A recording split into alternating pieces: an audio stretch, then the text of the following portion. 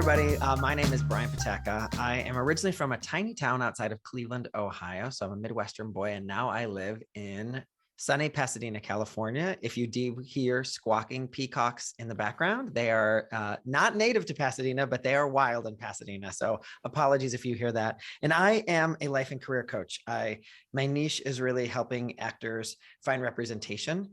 And I believe that acting is your vocation and it is your birthright. And that's really where I sit at the crossroads of commerce and spirituality. I'm glad to be here today. Welcome, Brian. This has been a long time coming, I months in have. the works, but we're finally here. I feel like I really better perform today because we've been trying to schedule this for a while, but I'll try to do my best to really take center stage if I can. Well, it says something about both of us that well, of course, that first time, again, in going with my title, Why I'll Never Make It, I missed our first one. I'd been sick and it was just out of my brain. I forgot about it. You're like, are you okay? I'm sorry we missed it. So yes, I appreciate your patience, but then, Sure. one thing after another, we've both been busy people Yeah, and I'm these glad past you're couple of better. months. And I'm glad you're better. And I think that busy people, it's hard to connect. And that's, why we're even having this conversation is because of all the things that we do in our lives, right? So, yeah. Exactly. Well, I appreciate your patience, and I'm so glad to get to talk to you today. And I want to just dive right into the first story that you wanted to talk about. And this was when you believed that you had to be an actor. Even when you were starting to get annoyed with auditions and this and that, because you had spent so much time, energy, money investing in that pursuit. Now, had you tried other ventures so that a career in acting just felt like your only option? So to really take my back there, I remember it was this 2-week period and I had tried at the same time I'd been acting, I feel like this is part of my Midwestern growing up is like, you can't just be an actor. Like you have to be busy and working all the time, or maybe it's toxic productivity. However, I was always having a second job. I remember when I was in New York City, I was doing the Donkey Show and I was in the Donkey Show for like 2.5 years. And Diane Paulus was directing. And it was a fabulous time in my life. It was like my first job in New York City, off Broadway, whatever. But at the same time, I had a day job while I was doing 6 shows a week. No one else had a job in the cast. I was like, well, of course I'm going to have a job. Like, what are you doing during the day? And then go to auditions. So there was a part of me that already had this, like, it is normal to do something as well as acting. That had normalized for me. So I know a lot of actors get challenged by like, if I'm doing something else, it means I don't really love acting or I'm not putting my whole heart in it. So somehow that had normalized for me of like you having two passions at the same time. And so what happened was I was on set. I can almost remember. Oh, you might hear peacock right now, everybody. Lucky you. Right, the peacocks are here. Yeah, they're here. I think I was on set for a TV show in LA. I'd lived in LA for probably a year and a half. I think it was a show called The Ringer with Sarah Michelle Gellar, if I remember correctly. And I was so annoyed to be there. And not because anyone was a jerk on set or like it was like a badly run set or anything, but I had canceled on a couple of clients that I was coaching that I worked with as actors to help them with their career. And I was like, whoa, what am I doing here? I had this huge, like, what the heck am I doing here? I want to be with my clients who I love to help in this.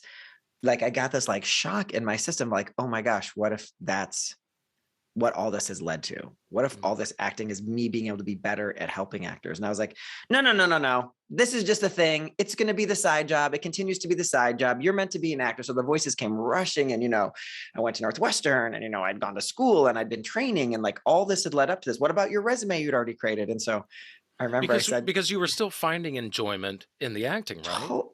Yeah, I was. So here's the difference. I was finding enjoyment doing the acting, but I was like, in the same way that you might think of like a hobby, right? You're like, you love to be in your acting class or you love to like work on it. But I wasn't actually finding the joy in getting the job because the job was a time when I was no longer the captain of my own domain, right? I had to be at a certain place at a certain time because someone said to be there. And then it took me away from the time that I would have been spending with a client, right? And so I remember this friend of mine said, well, what if you don't quit all the way, since that clearly you can't do that? You're not ready to do that. What if you just like, don't put energy into it for like 2 weeks? And I was like, what are you talking about? I'm an actor. There's no way. She goes, so she let it go. And then like the next week it came up again. She said, so I'm going to just revisit the idea of maybe you could, and she was a coach, so she knew how to say this. I said, okay, fine. What do you mean? And so I finally was like, okay, fine. Here's what I'll do. I will not do the work that I do to make my acting career happen. Like I won't submit myself. I won't go out and look for workshops. I won't send postcards or do emails or any of that stuff. I'm going to take a step back there. Of course, I'll still be a good client to my manager, and we'll see what happens over the next few weeks. And it was the most freeing. I felt so free. And I don't say that to inspire people to quit acting, but I think you have to always know that when you're, whatever you're doing, like you're saying yes to it day after day. You have to, you know, that you're saying yes to it. You're making a decision each day. And that freedom that gave was like, oh my gosh. And suddenly, like, my coaching practice got really busy and I had a bunch of clients I was working with, and I was so happy. And I didn't drop out right away. Like I still did commercials, because commercials were always fun. And it was like one day on set and you were done and you made a bunch of money, and like, it was easy. So that to me was like, I didn't Yes. have to do the grind of like, let's make sure casting directors know me. And that felt like so much lighter. And for a while I was doing commercials as well as coaching. And then I was like, slowly, my agent was like, do you still want us to be submitting you? Because I'd like turning down auditions, because like, oh no, I have 3 clients today. There's no way I'm going to go to an audition in Santa Monica. Thank you very much. I would much rather be with them. And so I'll say, you know, I always find that like annoyance is sometimes the mother of invention. So I'm not saying necessity, but I feel like for me, it's like the feeling of annoyance. I was like, so my feeling of having to not be where I knew I was serving or helping was so icky. I wanted to be where I was helping people. Well, it's interesting Yeah. that you brought that up, because your story of going to auditions was like, it's work, I'm submitting myself, I'm doing this, and then you finally get the job and you kind of have to stop that for a day, a week, however long that contract lasts, and then you're back to it again, and then you're in the Yeah. motion, and then you stop, you do your work. And it's interesting, the way that you brought that up just immediately brings to mind COVID and how we all had to stop. And now our Yes. busyness was gone. And I think that I know for me, that brought up so many questions of, what do I do now? How am I Yeah. going to get through this? And so I assume that for you, obviously without a pandemic, but for you, that stoppage of the busyness, the productivity, that I'm actually doing something, is kind of what gave you the light bulb of, ah, I actually enjoy as you said, the work, the busyness, but not actually the doing of it when I'm hired in some Yeah. way. Yeah. And to even make a finer, maybe even finer distinction on it, it was the actual experience of having to email a client and say, I cannot meet with you tomorrow because I'm going to be on set, which is supposed to be, I'm so freaking excited I'm going to be on set tomorrow. And like, there was a little part of me, of course I was excited. I booked the job. I got that hit of the agent or the manager calling and say, you booked the job. And I got that little bit of juice. And of course I'm like, I'm so sorry I have to schedule tomorrow. Da, da. And then by the time I got to set going, whoa, I am not, and this is real spiritual. And for me, it's a very spiritual experience of it. I am not adding to the goodness of the world by being on the set today, where when I am coaching, I know that I am. And that was like, oh, wow. Like, also there's like, who do you think you are kind of thoughts come up, of course, or like, who do you think you are that you're that helpful, or like that your ego's talking, like all those things. And for me, I always think like, yeah, just so everyone's also clear, I'm a non-denominational reverend. So I want to make that very clear. So all religions, no dogma. But who do you think you are? You're God's gift. And I say, or you're the universe's gift, whatever word works for you. But yeah, that's right. You are. And so I had to like believe into that for a while to say, oh, I'm as great as I'm no more special than the person next to me, and everyone is special, but that I can believe into. It's okay to find that you feel that you are helping more over here. Because I think so many actors, I always find that actors are, they're either an activist or they're this close to being an activist because they care about the goodness of the world. And I think that, that's why I find so much art can be political and can make statements. And I think that's an awesome part about why art changes the world. And so to me, that I was like, I'm not feeling my impact in where I know that I'm meant to do. And I feel it so much more when I see a person who's like, oh my gosh, yeah, I can try it that way, or I can do it this way, or, oh, that's a good way for me to reach out to people, and that they are moving forward. And then I know that they're making their impact as an actor. So yeah, it came through disappointment of having to not see people. I mean, honestly, I feel like it's very like ready. It came through my selfish extrovertism of like wanting to be with a person that I was talking to, because I feel like that's Well, where I'm energized. and this gets to the part of, a lot of times we find out what our passion is by realizing what we don't like to do. Like, whether something is annoying, as you Yes. found acting to be this audition process, or by having to be without something. It's like you go along and all Mm, of a sudden something's taken away. You're like, oh, well, wait. but I want more of that. And once it's gone, then you start to realize that's what I'm missing. And if I have more of that in my life, and I was reading up on you, and I was noticing that before you lived in Los Angeles, you were here in New York Yeah. for about 11 years or so, and you freelanced with 12 different agents during that time. Mm. Now, was that you just feeling busy, like I'm going from this agent to that agent, or were you unsure? Like what kept you bouncing around? I was very lucky. I worked a lot, and I knew how to, I'm a life and career coach for business. I didn't just like for business for the actors. It's just like I woke up and became this because I tried things so long, right? And so I knew how to get an agent to notice me and start sending me out. That was something that I figured out really, really quickly. And in New York, I don't know why none of these dipshits would sign me, to be honest. I was like, okay, so I'm just going to freelance with everyone in the world. And that's what it was. So I was going on 4 and 5 auditions a day. And I was like, carrying a book bag with the clothes and da, da, da. And it wasn't because of desire to be, it says desire for the work. I was like, get the agent, great, get me an auditions, let me move on. But there would be times when I have to take a piece of paper and write, okay, you're going to take this subway to this place in Chelsea, then you're going to go here. And, this agent's covering you for this and this agent. And then what happened is, and the reason why I finally got signed is because I was having to say, oh, I just want to let you know I'm on first avail for this. I'm on second avail for this. I'm on hold for this. So I had to communicate with each of these reps every time I'd get booked. And I will just say again, I was really lucky. If 10 days passed and I wasn't on set, I was like, what's happening? Why am I not booking work? Like, that's how busy I was. I was really lucky in this Wow. period right here.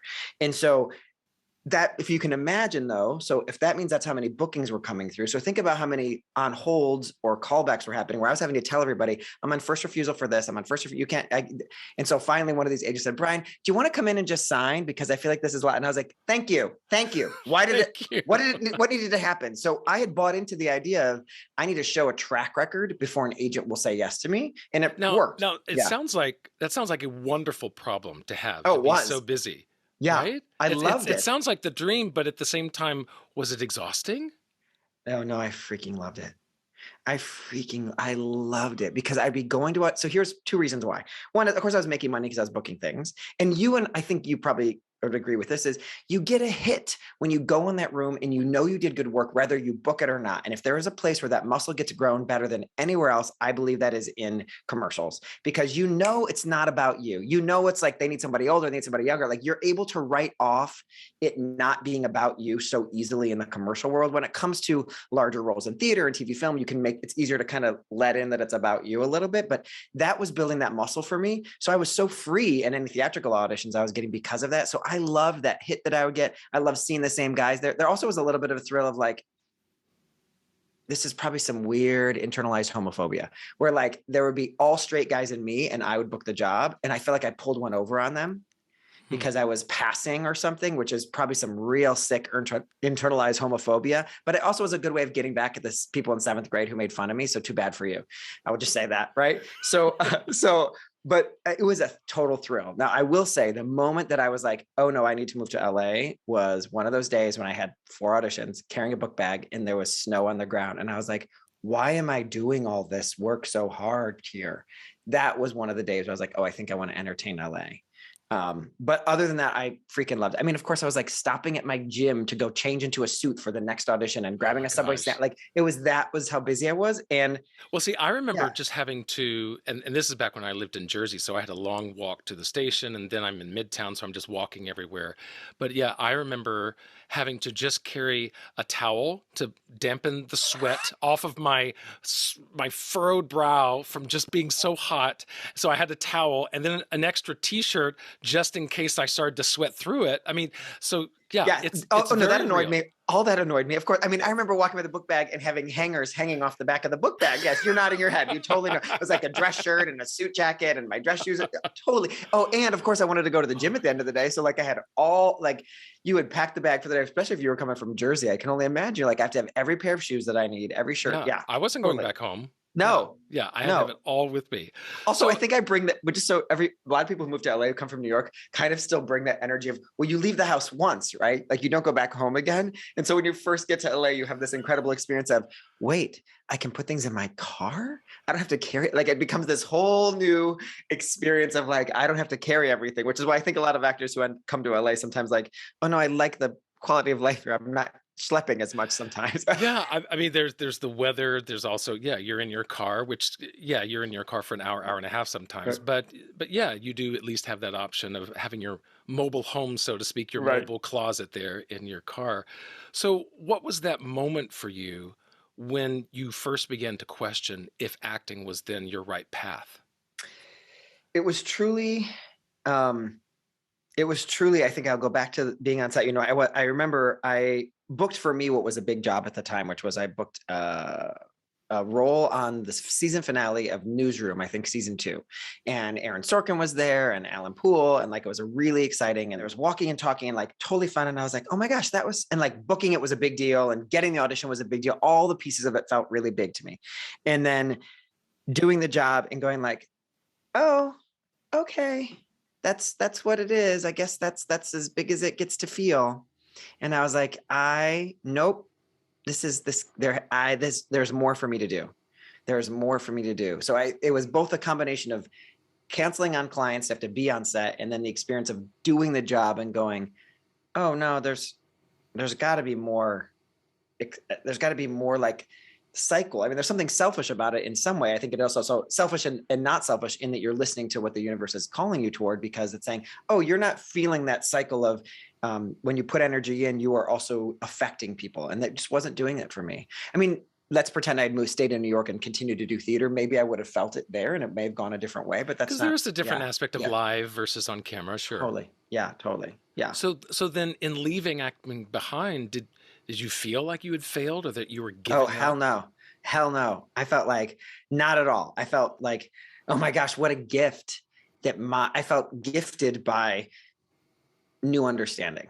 I felt like, oh, wow, all the work that I have done has led me to be a better coach and to work with this. Like, tell you very honestly, I know coaches who like work with people who are architects or work with people who are nurses or work with whatever. I'm like, I feel like I'm a selfish coach, because if you work with actors, actors express themselves. They have expressions. They're not afraid to show their emotions. Like, it is fun to coach actors to work in this way because they're not afraid to tell you how they really feel. And sure, there can be drama because of that. We can get into our drama, but I think that's also part of what I loved about it. And because I loved being backstage with my actors at the Donkey Show or all the shows that I'd done over the years, right? And I knew how to be in that energy. And so all that just taught me how to empathize with someone who is continually being asked to put themselves out there when they are their own product, or put themselves out there and say, I believe, because I think two things happen. One, yes, you are your own product, blah, blah, blah. Someone said that in 1998 and we still say it. Number two is every time you put yourself out there, you're also acknowledging or being seen as, I believe I'm meant to do this. And I think a lot of other businesses, like no one asks that question. You're an accountant. We don't question like, sure, you're an accountant or you're a lawyer. But in acting, we have a belief of that person believes they're meant to do this, that we bring to the table for them. And that's the same with like painters or whatever. But in acting, it's so present and vital in that moment. So I'm even thinking about the audition room or the self-tape or in theater, right? And so I love being someone who can help someone feel more, remembering why they're here in the first place. And I just became so clear to me that my experience of doing that gave me the power to empathize with that experience. And I was like, awesome. I have the gifts that I need to be an excellent coach. And I'll say, right now, the only thing I ever miss, and that's something we already talked about, the only thing I ever miss about an acting career is that hit that you get when you did a great job in the room.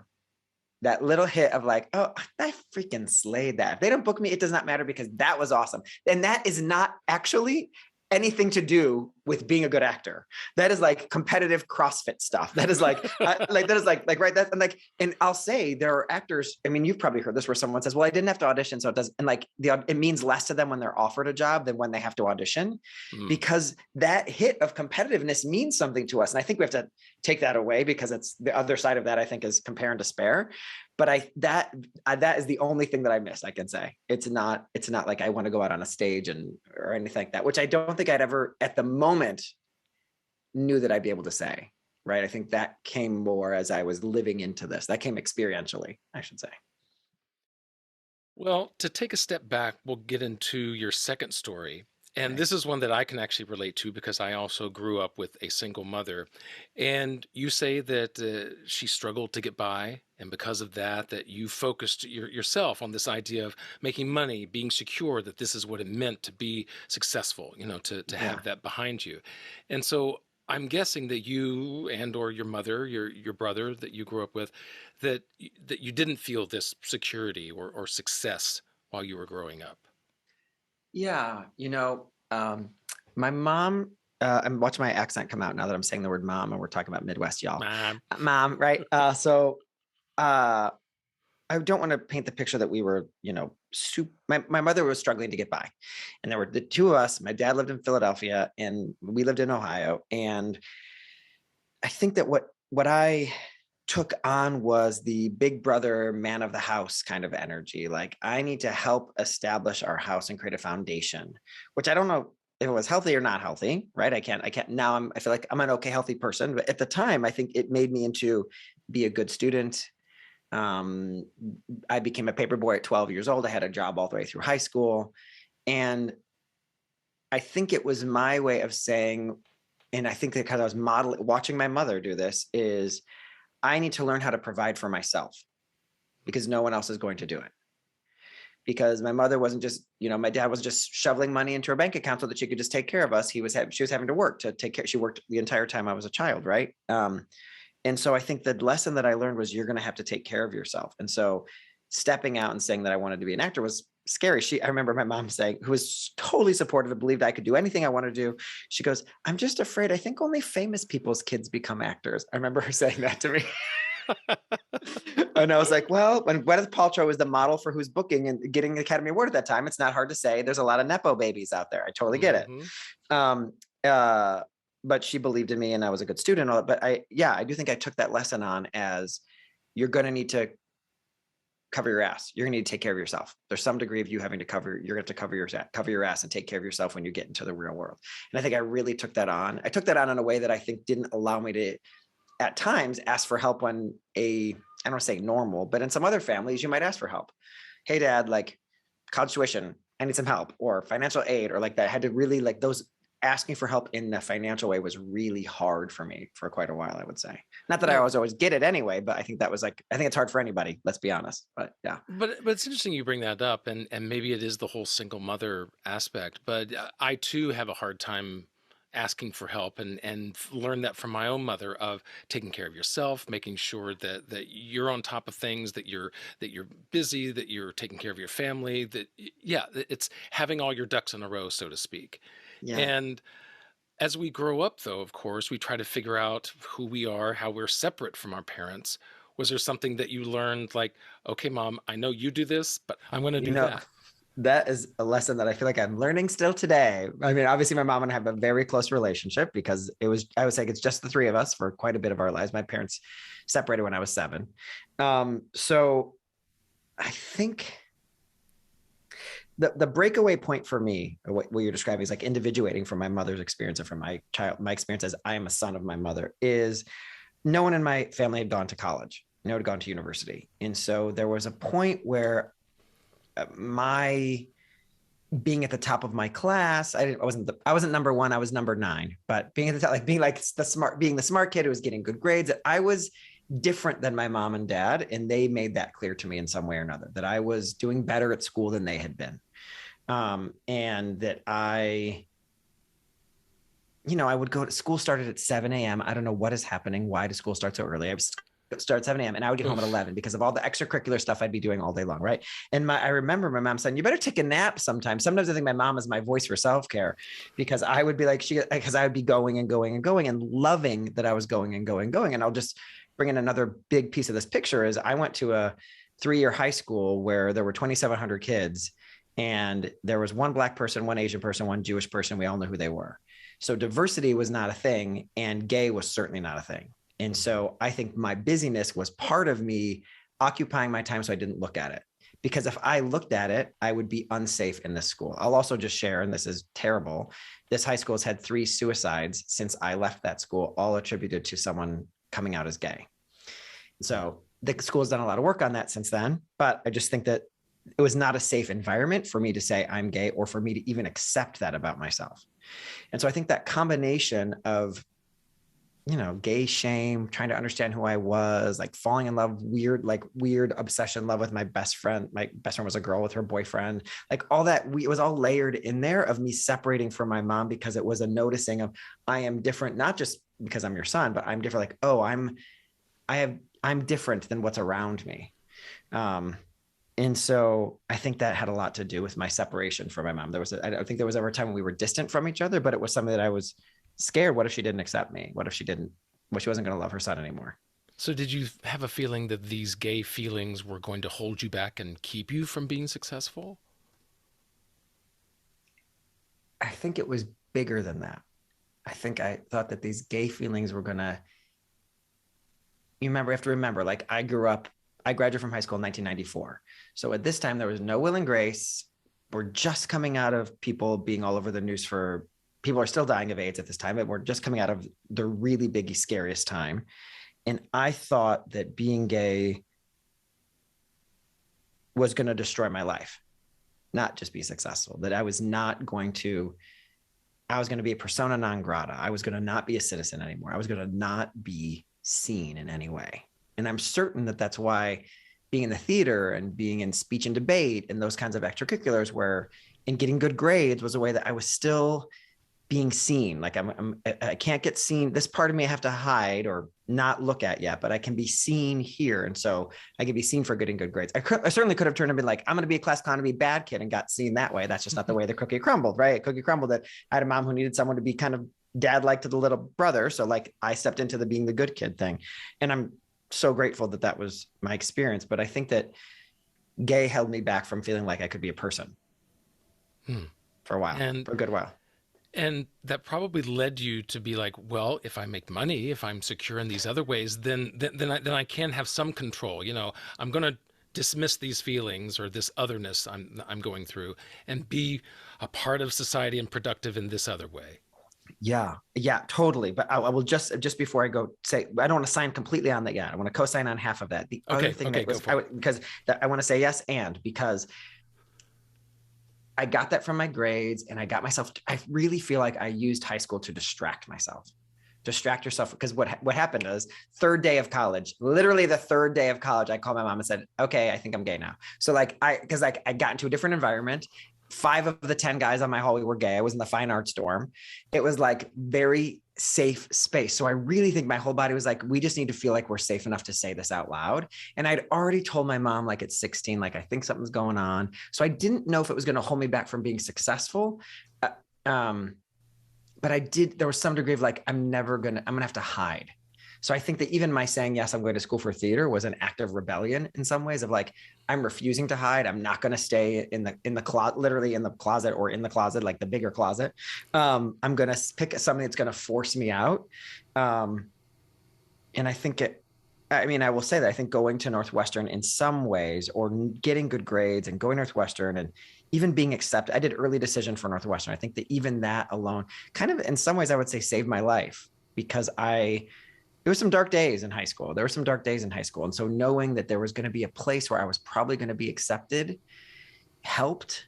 And then to show up there and then be accepted was, I was uncomfortable with it. I was like, wait, because everyone in the hallway just assumed that I was gay before I was like, well, wait, I don't know if I need a minute here. Hold on. So 3 days later, I'm like, okay, fine, I'm gay. And then it took me a minute to catch up with my own, who I am. Right. So it did hold me back in ways, but I think it was something just waiting to unleash itself.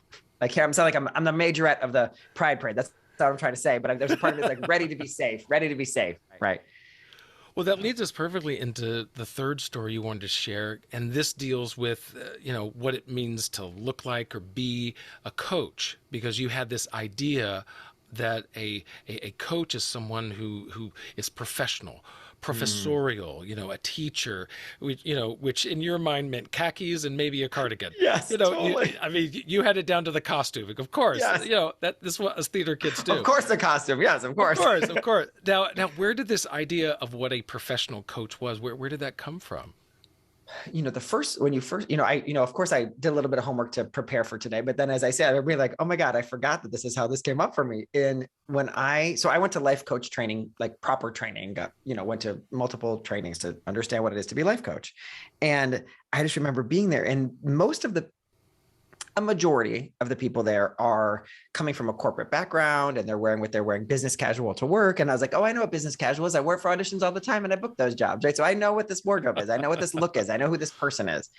And there was some idea that coaching was like looking like therapy in some ways. Not that the coaching feels like therapy. I believe coaching can be therapeutic, but let's not confuse coaching and therapy. They're two different things. But like that, you're like the neighbor of therapy. So we're wearing a lot of scarves, and we're in a darker office, and there's weird art on the wall and some weird pottery, right? Like that's what a coach was. You get the image, right? Think of the therapist Right on Big there. Little Lies. That's kind of what I thought the coach was, right? And I also thought there was some degree of like, humor isn't needed. You can't have a sense of humor. You're meant to really talk in dark tones like this and really let someone feel present whenever they're there. And it's only about visualizations. And my training didn't actually teach me this. This is the story I like added to the training. I want to just share with you. Like some of it was this, but not all of it at all. It was Well, very this active. this Yeah. coach is another character. It's like, what is my meaning? What is my Yeah. motivation? Now I'm going to center myself into Yes. this. Yeah. Yeah. And so what started to happen, I think, was a little dangerous in a good way, is when I started this tiny group coaching practice in New York City when I was there, and I would meet with people there. And at the time I did it was super selfish. I was like, I'm going to be helping myself stay accountable as an actor. And so I'm going to meet with these people every week. And I'm also going to kind of lead this actually tracks me back to my first story really quickly. I was like, I do not want to be a student of myself. I just want to be a coach for you guys. It was so much freer. I was so much freer doing that. So I guess that's a funny piece of the story I forgot. Like that actually was a time when I started to notice, like, I don't like to coach myself. I just want to coach y'all.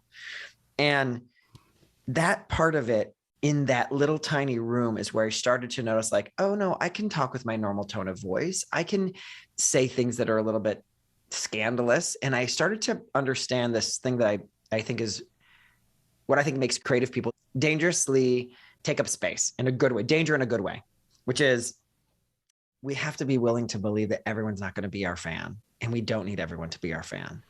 And I think what I needed to do is say, everyone is not meant to be my client. And the people that are will identify that I'm meant to be their coach because I am more me, not because I'm more milquetoast, not because I'm more bland, not because I'm more middle of the road. The more people will come to me is the more I am myself. And again, this tracks all the way back to being gay and hiding pieces. I think it's all a huge part of it. And I think that, if you're trying to make the world your fan, your acting is probably pretty boring. You're trying to make yourself the fan of your acting, then your acting is probably pretty awesome. And what I talk about this is like in the messaging that you might see somebody put out, right? The way that they send an email or their captions on their Instagram or whatever. This, if we're going to talk marketing for just a little bit for a second, because I think it's a good analogy here, is the more you speak from what you truly believe in your real voice, the more likely you're going to have people who follow or unfollow. And like, please unfollow and leave and don't be part of my world if you're meant to be with somebody else. Because if you're following me and I'm contributing to the noise of you not taking action, that is a waste. And I'm not doing what I want to do either. I would rather have you be saying full on yes to someone else because you are on board with what they're doing than be just like collecting the noise of everybody saying everything and not really moving forward with what it is that you're meant to do in this lifetime. And so I think that is where that understanding that I got, which weirdly came to me through marketing, I think, gave me freedom in be yourself. I was thinking about, so we have a podcast episode that comes out today and it's called How to Say Thank You Without Being Weird. And like, that is the way I talk. Other people might not talk the way. I feel really proud of that title because it is exactly what I'm teaching. And if you don't get that, then great. Then this is not the right podcast for you or the right listen for you. But if it's something, if you're challenged by saying thank you and not feeling needy, then you know that this is the podcast episode to listen to, right? So it came through marketing, and then it gave me some dangerousness in truly being myself. That's certainly one thing that I've learned through podcasting, just like yourself, is that niching down, finding that kernel of specific insight that can reach someone is actually going to reach and be more beneficial to people than trying to be generic and I'm all things to all people. That niching down, and this applies to us as people, as actors, finding that specificity of what we do and how we present ourselves is really what is going to bring the best connections our way. Totally. And And, also, and but that's hard. That is it's so, hard. of course, it's because listen, and I will just say this because I know that there's a black hole that a lot of actors go down around castability. If I can have a moment to talk about it, can I have a moment? Have a Great. moment. Which is Take we it. go down a black hole of like, I can do everything. And I believe that you can. I do, because I know how trained you are and how much experience you have. But I don't know you yet. I'm a stranger. Can you at least tell me what it tastes like if I'm going to order it on the menu? Like, I like to think of it as like, if you go to the Cheesecake Factory, the menu is this tall and you flip through all things, you can't decide what you want. I don't go to the Cheesecake Factory often, mind you, but I'm just letting you know. But like, or you go to a prefix menu where you're like, there are 5 things on the menu. It's just helping me know when I call in Catherine, I have a better idea what I'm going to get It's like because when she's helped me. to go with this analogy, it's like when we go to a restaurant that we haven't been to before, and what's that first thing we ask the waiter? So, what's your best dish? What do you recommend? We Yes. want to narrow this huge menu down to what are Yes. the 1 or 2 things that I need. Yes. And so if we can think of it instead of being like, I'm creating a creative prison for myself and I'll only act inside of this box or only work inside of this box, we're thinking of, let me give you an amuse-bouche of what I can offer. And then I can, because then what I do is I go, oh, this actor knows herself. That's what she can offer. I believe her because she's shown me she's not delusional. I can now buy into the idea that she can offer other dishes today. Right. So that's what I love is like, when you this, let me use an email list, for example, as example. So I have to send emails as part of my business. I have an online business, right? I am like, please unsubscribe because I don't want to be in your inbox unless you want me to be there. And I want the people who get my emails to be the orange juice concentrate of people who are resonating with the work that I'm putting out there. And I always say, if you are not getting unsubscribes, if you're not going to an audition room and someone isn't, and this might not be the perfect analogy, but if you're not going to an audition room and someone is loving you and someone isn't like not so keen on you, you got to have both opinions in some way or another. You have to have someone who's saying, I love this, I don't love this. You've got to create a sharp enough shape that someone can say yes to you. I always think of this as like when you do cookie cutters and you put cookies in the oven and they come out like, this is a snowman and this is a horse. And then that comes out, looks like blobs. If you're a blob, we need to remember, we got to be able to see what you are. So you got to create a sharp shape so I can say yes or no to it. Well, Yeah. Brian, I have to remind you though, this is a social media age. And I'm waiting on 150 people to like my latest post, or I'm a failure. If I only Oh, have 12 people like it, then why am I posting?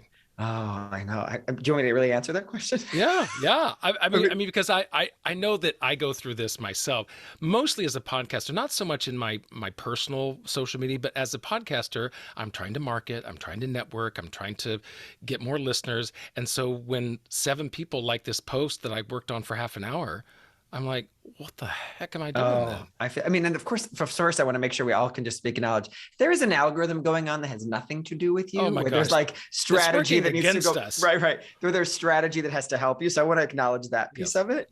And then the second part that I want to say is you're called to being a podcaster. Oh, well, you got to factor. You got to fess up. You're called to be, you got to do it. No matter what, you got to do it. So you have to put that Instagram post up because that is you doing it. I think that the place where we can begin to ask a question, because I think it's the perfect question you asked, is you go, I keep on getting 7 likes. It keeps frustrating me. Frustration is a space of inspiration. You can be frustrated, inspired, or you can be like happiness inspired. It's like dark inspiration versus light inspiration. Light inspiration is like, I have an idea, I want to go do this. Darker inspiration is something isn't working, I need to go do this. So now the question for you to ask is, am I inspired enough to take action, spend money, or do something so that it gets better? Because it's not me, it's some lack of knowledge. I always relate back to, as an actor, you're taught to be so freaking resourceful. Figure out the script, figure out the character's backstory, bring all the stuff you need for the audition, bring all the stuff you need even when you get to on set, you might need to bring some of your clothes. Like you need to be so resourceful. And so that muscle that's grown is like so tightly wound that there are times when I think you're expect yourself to know things that you don't know how to do. And so it's when you have to like you said, raise your hand and ask for help. I need to hire somebody. I need to ask somebody. I need to know that I'm at my limit. And so I just want to offer that as some dish served cold solace to this idea of trying to get more likes on your Instagram post. I don't, yeah. And that goes back to what we were saying earlier about asking for help and how that can be so hard because, well, whether I'm an actor, whether I'm just a person in general, I can do this on my own. There's something wrong with me if I can't figure this out. I can do this. And then we just keep on grinding it out. Yeah, and I also think that, the shitty myth that is taught to us is we see someone else. It's like, oh well, they're doing it on their own, and we Right. think and we just assume they have the exact same tools and resources and experiences that we do. So they've got all the exact same tools I do. So they're probably doing it, and we just forget like they have whatever kind of learning privilege, white privilege, whatever, pretty privilege. They have all the different things that they have training. They've got someone else doing it for them. And so we have to be really mindful of how quickly we're willing to hold up the mirror and say, this is about me and not about resources. What's in front of you, tools. Because we see other people, and so it provides in us an expectation or a standard that has to be met. And so whether we're actors or coaches like yourself, with these preconceived notions, we have these expectations of what an audition should be or how to perform on stage or how to work with other actors or directors. But are there actual rules that we need to be following and adhering to? Yeah, I say no, just so you know. I tend to be the king of contrarianism. That tends to be, I really think that the reason why I say that is a lot of rules that have been established are often to keep you in your lane. Now, that isn't to say there aren't real social media strategies to help you get more likes and blah, blah, blah. I want to be very mindful of that. But I think a lot of times the rules are made up in our mind from a lack of exposure to either a willingness to put yourself out there or just a lack of exposure to training, those two pieces. And most often it can be traced back to putting yourself out there. Like I find when I help, one of the things that every actor in the world, I think, is like, not every actor in the world. Let me pause. Let me take a step back. A lot of actors might be like, I need to make a target list to find managers and agents. And I always go, oh yeah, why? How come? Because you know those 12 people really well. You've like them. And like, no, I looked in Google or they're my friend's agent. Oh, so basically you don't know them at all. You've just kind of found them on the line. So you feel like, okay. So what you're doing is you're engineering small risk because you're afraid to put yourself out there. And because putting yourself out there to managers and agents is such a vulnerable experience, you're trying to control some piece of it by making a tiny list. So at least only 12 people are saying no to you. And I have a strong belief that that is a bunch of BS. But the truth is, you can stay there, but what would it be like to reach out to 3 times that many people, or 5 times that many people, or 6 times, 8, 20 times that many people, where you really put yourself out there and allow yourself to be seen? And part of what comes for me as with the spiritual background is when you make a target list, you're literally tying the universe's hands and saying, I know the 12 people that should be my manager or agent because I know exactly what should happen next, as opposed to saying, I don't know who's going to want to work with this incredible talent over here, but I'm going to show up in a way where all the stars in the sky can think if they want to work with me and let them know who I am. And that is way more vulnerable. And that, I mean, that's how I help actors find agents, clearly. But the reason I'm sharing that is only because I think that's a rule that we grab onto because other actors are doing it, other people around us are doing it, instead of taking a pause and saying, what is the truth around this? And that's not to say that target list can't work, but I still think when you're using a target list, there could have been 20 other agents who would love to meet with you. Is And it that shift of expectation or how we present ourselves that we're trying to be what the agent or manager wants rather than figuring out if the agent is who we need? yeah, it is. And it's so beautiful the way you said that, because and it goes back to what we said earlier. It's some version of, I want to make sure that I'm only hitting up the people who actually want this, which I'm serving over here, what I have going on. And you have no business because you don't know that person or their roster or the way they think about their roster. And so what you're doing is you're making all kinds of assumptions based on very little data to decide that you're going to be right for them. And it's such mishigas bullshit, like not fair to you or them. Because actually what I would want you to do is be so much yourself in the way that you are reaching out there, that the people who don't want you will give you a really clear no. Because I know how unsatisfying it is when you reach out and you don't even hear anything. Like, let's get some good no's, so we can quit wasting our time on them, and then we get to lean towards the yeses. I remember I was talking to an actress the other day, and she was very challenged by, she's having her second child. She's pregnant right now. She's very much like, I just don't know if I should reach out right now. I don't know if the agent's going to want me, and da da da da da da da. And I said, well, how about we be really honest with what's going on with you right now? And the agent who's excited about what's going on with you right now will reveal themselves, because you're going to be so clear. Now, this isn't to say that we're writing these emails that are like nothing about who you are as an actor. I want to be really mindful. Like everybody go like, I'm pregnant. Do you want to represent me? It's not the email I'm telling people to send. So I just want to be clear. But I'm wanting you also to say is like by being authentic, you get the people who are not your persons to reveal themselves. We need them to self-select them out of your list. We need them to have the privilege and the dignity of saying, oh yeah, I'm not your person. And that is what I think is the if I'm able to say like, that is what I believe is the truth of putting yourself out there, is by giving people the dignity of self-selecting that you're not their person. And to do that, you have to put some skin in the game. You have to show up. You have to be seen. And I think that's been the journey of my life, if I can say, like being in high school and having the people who are like, Brian's gay, don't talk to him. I mean, that's not exactly how it happened. It was more like jerky football players being assholes, but that's right. I can tell you all their names if we want to go cancel them. But like that was what it was more, but that's the journey of what, like, cool. That's why I leaned into the theater classes where people did say, yes, Brian, we want you. And, I had every girlfriend in school say like, I want to be your friend. Right. So like the lean into the places where you're wanted. Well, I certainly appreciate you showing up here today and offering your insights and your experiences. It's been such a joy to talk to you and relate to you. I feel like we've connected because we've presented our unique selves with each other. So I feel like we've made a connection today. So I appreciate that. This has been one of the most, I will say, probing and personal interviews I've ever had. And I feel very naked. And I'm really delighted that this happened today. And I feel so seen today. So thank you for the opportunity to answer these questions. Here's a bathrobe. I'll take some khakis and a sweater. Thank you.